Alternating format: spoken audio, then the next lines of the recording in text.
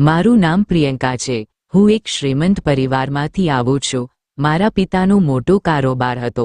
મારા પિતા શહેરના સૌથી મોટા વેપારી હતા અને હું મારા માતા પિતાની બગડેલી સંતાન હતી।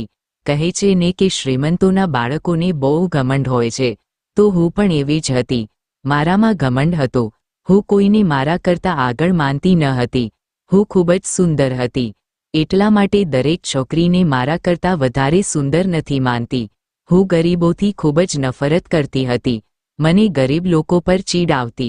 હું તેનાથી ઘણું અંતર જાળવી રાખતી હતી, પરંતુ આ વલણ મારું જીવન બરબાદ કરશે, મને આ વિશે ખબર ન હતી। આજે હું તમને મારા જીવનની એક એવી કહાની કહેવા જઈ રહી છું જે તમને હંમેશા ઉશ્કેરશે। મેં મારા જીવનમાં ઘણા લોકોને દુઃખ પહોંચાડ્યું છે કે એક દિવસ મારી સાથે કંઈક ખરાબ થયું। મને ખબર ન હતી કે મારી સાથે આવું બની શકે છે। મિત્રો, હજુ સુધી અમારી ચેનલને સબસ્ક્રાઇબ ન કર્યું હોય તો અમે આગળ વધીએ તે પહેલાં જો તમે સબસ્ક્રાઇબ ન કર્યું હોય તો ચેનલ સબસ્ક્રાઇબ કરો। જો તમને વિડીયો પસંદ આવ્યો હોય તો વિડીયોને લાઇક કરો અને હા, તમને અમારી વાર્તા કેવી લાગી તે કમેન્ટ કરીને અમને તમારો અભિપ્રાય જરૂર જણાવો। હું એક શ્રીમંત પિતાની એકમાત્ર બગડેલી અને ખરાબ વર્તન ધરાવતી છોકરી હતી। જ્યારે મારા માતા પિતા ખૂબ સારા અને શિક્ષિત લોકો હતા, પણ પૈસાના ઘમંડે મને અંધ બનાવી દીધી। મને મારી જાત પર ખૂબ ઘમંડ હતો કે હું ગરીબ લોકોને ખૂબ જ કમજોર માનતી હતી અને પોતાની જાતને ખૂબ શક્તિશાળી માનતી હતી। ક્યારેક આપણા જીવનમાં આવા અકસ્માતો પણ થાય છે જે જીવનનો અર્થ બદલી નાખે છે। એક દિવસ મારા મિત્ર સાથે પાર્ટી કર્યા પછી હું ઘરે જઈ રહી હતી। મોડી રાત થઈ ચૂકી હતી। મને લાગ્યું કે મારી મમ્મી ચિંતામાં હશે, તેથી જ હું શોર્ટકટ દ્વારા ઘરે જાઉં છું। હું આ પ્રોગ્રામ બનાવતી વખતે મેં કારને અન્ય રૂટ પર ચલાવી રહી હતી। અચાનક થોડે દૂર ગયા પછી મારી કારને આંચકો લાગ્યો અને તે બંધ થઈ ગઈ। મેં કાર ચાલુ કરવાનો પ્રયત્ન કર્યો, પણ કાર ચાલુ ન થતાં મને ખૂબ ગુસ્સો આવતો હતો। કાર આગળ વધી રહી હતી ત્યારે કોણ જાણે શું થયું। જ્યારે હું બહાર આવી જોયો તો જાળીમાંથી ધુમાડો નીકળતો હતો। તે સમયે હું ખૂબ જ પરેશાન હતી। કદાચ મારે ડ્રાઈવરને મારી સાથે લાવવો જોઈતો હતો। મને ખબર ન હતી કે કાર કેવી રીતે ઠીક કરવી અને આગળ શું કરવું। પછી અચાનક કોઈ મારા ખંભા પર હાથ મૂક્યો। રાત્રિનો સમય, હું ત્યાં રસ્તામાં એકલી ઊભી હતી। ઉપરથી મારા પર કોઈનો હાથ હોવાનો અહેસાસ થતાં હું ખૂબ ડરી ગઈ હતી। મેં હિંમત ભેગી કરી અને પાછળની તરફ વળવાનું શરૂ કર્યું। મારી સામે એક વિચિત્ર દેખાતો માણસ ઊભો હતો। મેં તેને જોયો કે તરત જ મેં ચીસો પાડી। હું તે માણસથી દૂર જવા લાગી।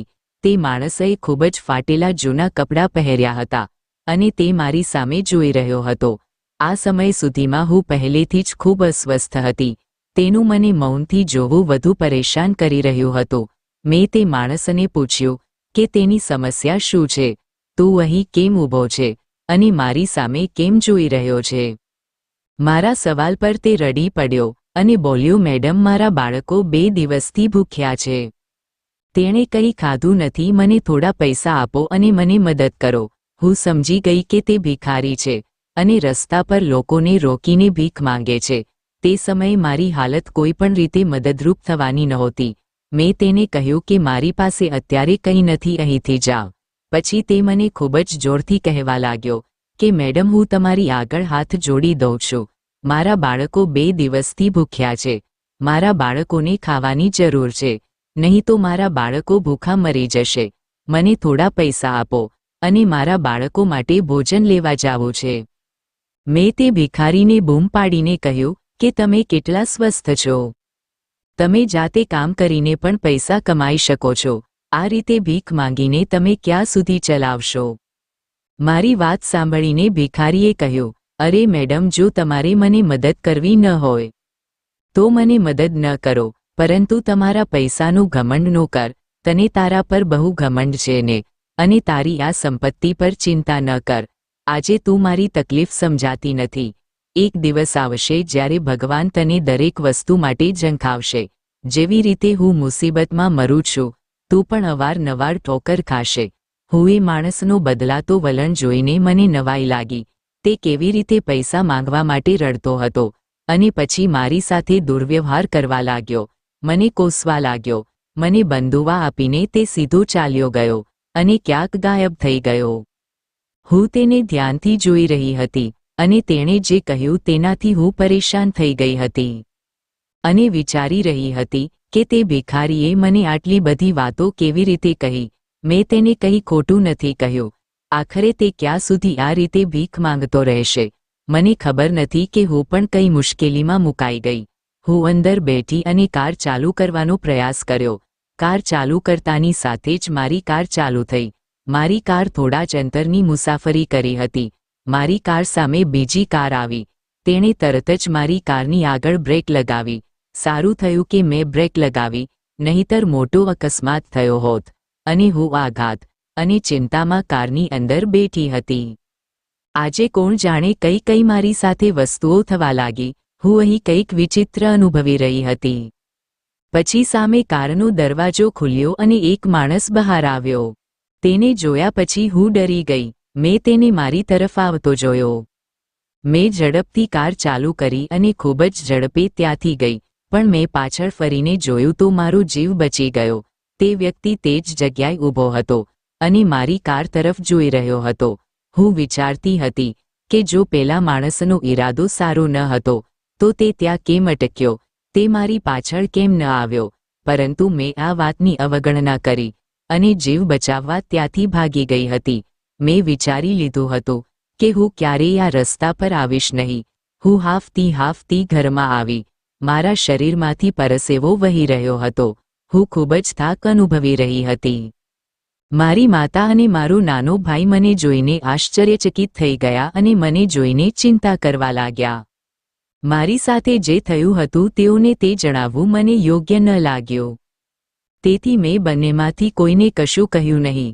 મેં કહ્યું કે હું અકસ્માતમાં બચી ગઈ. માં મારા માટે ખૂબ જ ચિંતિત થઈ ગઈ અને મને ઠપકો આપવા લાગી અને કહ્યું કે હવેથી તું ક્યારેય જાતે ગાડી ચલાવીશ નહીં. કાં તો તું તારી સાથે ડ્રાઈવર લઈ જઈશ અથવા ઘરેથી કોઈને લઈ જઈશ, નહીં તો તારે એકલા જવાની કોઈ જરૂર નથી. મારી માતાને અસ્વસ્થ જોઈને મેં કહ્યું ઠીક છે, હું ક્યારેય એકલી નહીં જાઉં. હવે હું મારા રૂમમાં જઈને આરામ કરું છું. અને તે પછી હું આરામ કરવા મારા રૂમમાં ગઈ હતી. ફ્રેશ થયા પછી હું મારા પલંગ પર સૂઈ ગઈ. સૂતી વખતે મને એ બધી વાતો યાદ આવી રહી હતી અને એ ભિખારીનો મારી આંખ સામે ચહેરો ફરતો હતો. હું ઈચ્છતી ન હોવા છતાં પણ આ વિચારવા મજબૂર હતી કે આ બધું શું હતું. મેં વિચાર્યું કે કદાચ હું તેના વિશે ખૂબ જ વિચારી રહી છું. બીજા દિવસે હું જાગી ત્યારે અમારા મેં માતાને પૂછ્યું કે નવો છોકરો કોણ છે? શું તમે નવો કર્મચારી રાખ્યો છે? માતાએ કહ્યું કે આ છોકરો ઘરના કામકાજ માટે નથી, પણ એમરજન્સીમાં કોઈ કામ હોય તો તમે આને જ કહેજો. અમે આ છોકરાને તમારા કામ માટે રાખ્યો છે. તે છોકરો આશરે 20 થી 21 વર્ષનો હશે. હું નાસ્તો કરવા ગઈ ત્યારે મને ખબર પડી કે મારા પપ્પા કોઈ કામ માટે શહેરની બહાર ગયા છે. નાસ્તો કરતી વખતે મમ્મીએ મને કહ્યું. મારો નાનો ભાઈ શાળાએ ગયો હતો. નાસ્તા કરતી વખતે મમ્મી અને હું વાત કરી રહ્યા હતા. મમ્મીએ મને કહ્યું કે હવે આ છોકરો હંમેશા તારી સાથે રહેશે અને તારી સાથે જ ઘરની બહાર જશે. મેં તેને તારો બોડીગાર્ડ બનાવ્યો છે. આ સાંભળીને મેં મમ્મી સામે આશ્ચર્યથી જોયું અને કહેવા લાગી, મમ્મી પણ મારે કંઈ જોઈતું નથી. મમ્મી મને કહેવા લાગી કે દીકરા આજકાલ પરિસ્થિતિ સારી નથી અને તું મોડી રાત સુધી યુનિવર્સિટીથી ઘરે આવશ. હું તમારા વિશે ચિંતિત રહું છું અને સાચું કહું તો મેં આ ખાસ તમારા માટે જ અહીં રાખ્યું છે. મારી માતા મારા માટે ખૂબ જ ચિંતિત છે. મમ્મીને કહ્યું કે ચિંતા ન કરો, તમારી દીકરી પોતાની જાતે સુરક્ષા કરી શકે છે. પણ માં મારી વાત સાંભળવા તૈયાર ન હતી અને કહેવા લાગી કે મારે તારી વાત નથી સાંભળવી. હવે આ તારી સાથે જશે અને તને તેની સાથે લાવશે. માની વાત સાંભળીને હું ચૂપ થઈ ગઈ. તૈયાર થઈને હું યુનિવર્સિટી જવાની હતી. તેથી જ મમ્મીનો અવાજ આવ્યો. તેણે તે છોકરાને આદેશ આપ્યો છે. દીકરાને કહ્યું અદિતિ મેડમ સાથે જાઓ. તે છોકરો મમ્મીનો આદેશ સાંભળતાની સાથે જ બળપૂર્વક મારી કારમાં બેસી ગયો. આખા રસ્તામાં હું ચીડાઈ જતી હતી. હું મારી યુનિવર્સિટીમાં 3 વર્ષથી હતી મારા પિતાએ મને યુનિવર્સિટીમાં જવાની ખાસ કાર આપી હતી. દરેક જગ્યાએ જવાની મને આદત હતી. આજે આ છોકરાના કારણે હું એક વિચિત્ર મૂંઝવણ અનુભવી રહી હતી. પણ આ છોકરો બહુ બદતમીઝ હતો. જો તે બીજું કોઈ હોત તો તે મારી માતાની વાત સાંભળીને મારી સાથે ક્યારેય ન આવ્યો હોત. આજે તો રસ્તો પણ ઘણો જ લાંબો લાગતો હતો. કોઈક રીતે હું યુનિવર્સિટી પહોંચી. તેને કારની ચાવી તેને આપી. હું ઝડપથી યુનિવર્સિટીની અંદર ગઈ. મારી મિત્ર આ અજીબ બોડીગાર્ડને જોતી તો તે મારી મજાક ઉડાવતી. બધા ઉચ્ચ વર્ગના લોકો મારી યુનિવર્સિટીમાં અભ્યાસ કરે છે. તેઓને લાગ્યું કે તેમના માતા પિતાની ચિંતા કરવી એ પાબંદીની વાત છે. થોડે દૂર ચાલ્યા પછી મેં પાછળ ફરીને જોયું તો તે છોકરો ચાલ્યો ગયો હતો. હું યુનિવર્સિટીમાં જઈને અભ્યાસ કરવામાં વ્યસ્ત હતી. હું કામમાં એટલી વ્યસ્ત હતી કે બહારનું હવામાન ખરાબ હોવાનું ધ્યાન પણ નહોતું લીધું. જ્યારે મને મમ્મીનો ફોન આવ્યો ત્યારે મને આ વિશે ખબર પડી. માએ કહ્યું કે ઘણો સમય થઈ ગયો છે અને તે છોકરો સુનિલ યુનિવર્સિટીની બહાર મારી રાહ જોઈ રહ્યો હતો. તેથી મેં કશું કહ્યું નહીં અને હું બેગ ઉપાડી પાર્કિંગ એરિયામાં ગઈ. મમ્મીએ મને કહ્યું કે તે ત્યાં મારી રાહ જોઈ રહ્યો છે. મેં જોયું કે તે કાર પાસે માથું નમાવીને ઊભો હતો. મને આવતી જોઈને તેણે ઝડપથી કારનો દરવાજો ખોલ્યો. મેં તેને કહ્યું કે આ કાર મારી છે અને મમ્મીએ તને મારા હારે બળજબરી મોકલ્યો છે. તેથી મારો ડ્રાઈવર બનવાનો પ્રયાસ કરશો નહીં. ચૂપચાપ મારી વાતો સાંભળતો રહ્યો. તેણે મને કશું કહ્યું નહીં અને હું જાતે જ ચાલતી કારમાં બેસી ગઈ અને કાર ચલાવવાનું શરૂ કર્યું. હું જાણતી હતી કે તે ગરીબ પરિવારનો છે અને ગરીબ લોકોને માત્ર પૈસાની ચિંતા હોય છે. તેઓ અપમાનની પરવા કરતા નથી. તે લોકો માટે આદર બહુ મહત્વનો નથી. તેથી જ તેઓ કામ કરવાની સાથે સાથે તેમના માલિકની હજારો વાતો સાંભળે છે અને કશું બોલતા પણ નથી. પરંતુ તે લોકો તેમના માટે અફસોસ અનુભવતા હશે પણ હું એવી નથી. સુનિલની હાજરીમાં હું કેદ થઈ ગઈ હોવાનો અહેસાસ કરી રહી હતી. મેં વિચાર્યું કે હું ઘરે પહોંચતા જ મારા પાપાને કહીશ કે સુનિલને મારા માથા પરથી દૂર કરવા છે. છેવટે એવું કંઈ નથી થઈ રહ્યું જેને કારણે હું કોઈ જોખમમાં હોઉં. મારે કોઈ બોડીગાર્ડની જરૂર નથી. ઘરે પહોંચતા જ હું ગુસ્સામાં મારા રૂમમાં ગઈ અને રૂમને અંદરથી બંધ કરી દીધો. જ્યારે નોકરાણી મને બોલાવવા આવી ત્યારે હું તેના કહેવા પર મારી માતાના રૂમમાં ગઈ હતી. મમ્મી અને મારો નાનો ભાઈ બંને ભાઈઓ અંદરો અંદર વાતો કરી રહ્યા હતા અને મને આવતી જોઈ બંને ચૂપ થઈ ગયા અને મેં પૂછ્યું શું વાત છે? મન જોઈને તમે બંને ચૂપ કેમ થઈ ગયા? મારા નાના ભાઈએ જવાબ આપ્યો અરે છોડો બહેન, મને કહો કે તમારો બોડીગાર્ડ કેવો છે?